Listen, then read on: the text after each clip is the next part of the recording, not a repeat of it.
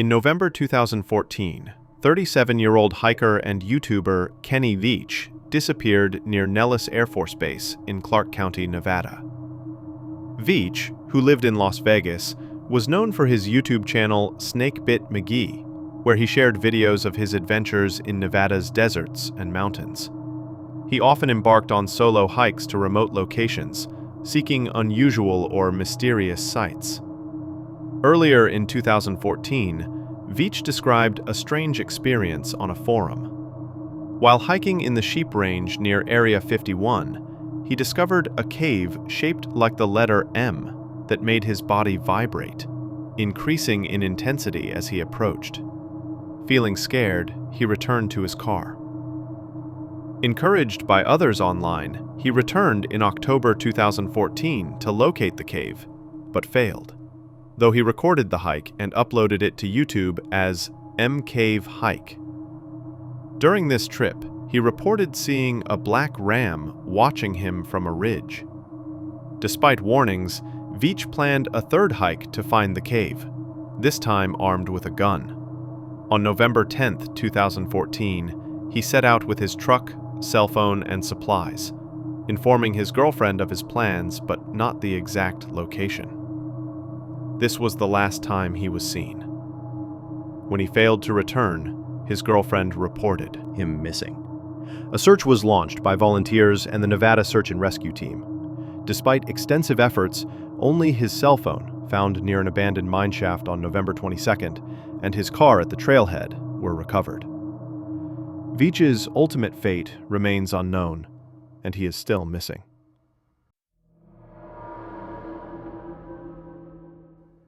In early 2014, two Dutch students, Chris Kremers and Lisanne Froon, set out on what was meant to be the trip of a lifetime.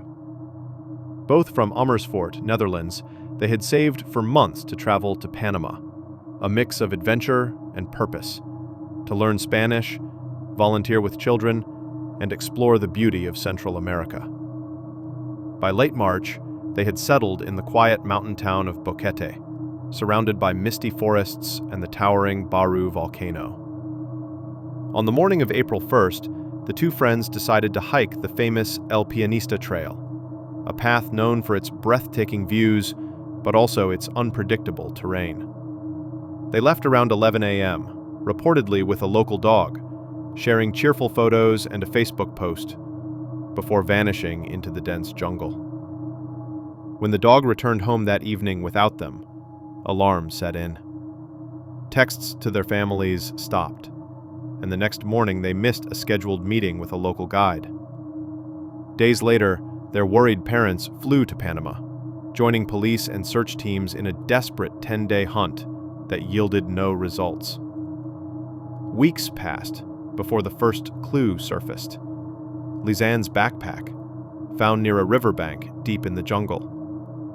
Inside were their phones and Froon's camera, filled with eerie photos taken days after their disappearance, some in pitch-black darkness, others showing rivers and steep ravines.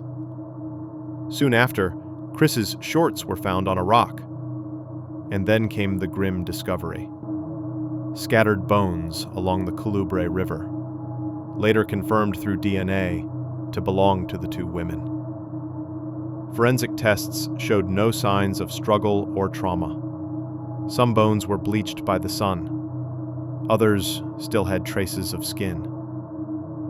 Only a fraction of their remains were ever found. To this day, what truly happened to Chris Kremers and Lisanne Froon in the Panamanian jungle remains one of the most haunting mysteries of modern times.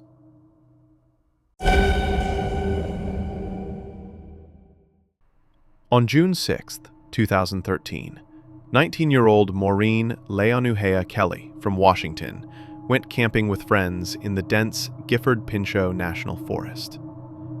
Maureen was adventurous and introspective, often seeking solitude in nature. That afternoon, she told her friends she was going on a personal, spiritual journey. She removed her clothing, leaving only a small fanny pack containing a knife, matches, and a compass, and entered the forest alone. Hours passed, and Maureen did not return.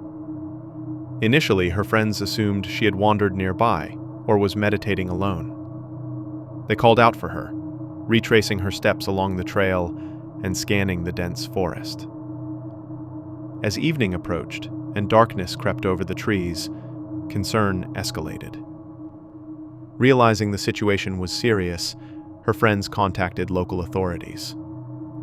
Law enforcement coordinated with search and rescue teams, deploying on-foot teams, tracking dogs, and aerial searches where possible. They followed her footprints north toward Forest Service Road 54. The trail abruptly ended in thick undergrowth. The forest terrain was rugged, with steep slopes, dense underbrush, and rapidly dropping evening temperatures. Investigators cited hypothermia as a likely cause of death, given her lack of clothing and the environmental conditions. Despite extensive search efforts, no trace of Maureen was discovered. Her disappearance remains unsolved, a haunting mystery of the Washington wilderness. It was a quiet morning in Belen, New Mexico, September 20th, 1988. 19-year-old Tara Lee Calico started her day just like any other. The sun had just begun to rise, the air still cool and still. She grabbed her pink bike, slipped on her Walkman, and headed out for her regular ride along State Road 47, a route she knew by heart. Her mother, Patty, often joined her on these rides, but lately, she'd stopped. Someone had been following them in a truck a few days before, and Patty had a bad feeling. That morning, she told Tara to be careful, to carry mace. But Tara just smiled and said she'd be fine. Before leaving, she told her mom, "If I'm not back by noon, come find me." Noon came. Tara never returned. Patty drove the familiar route, heart pounding, calling out her daughter's name, but there was no sign of her.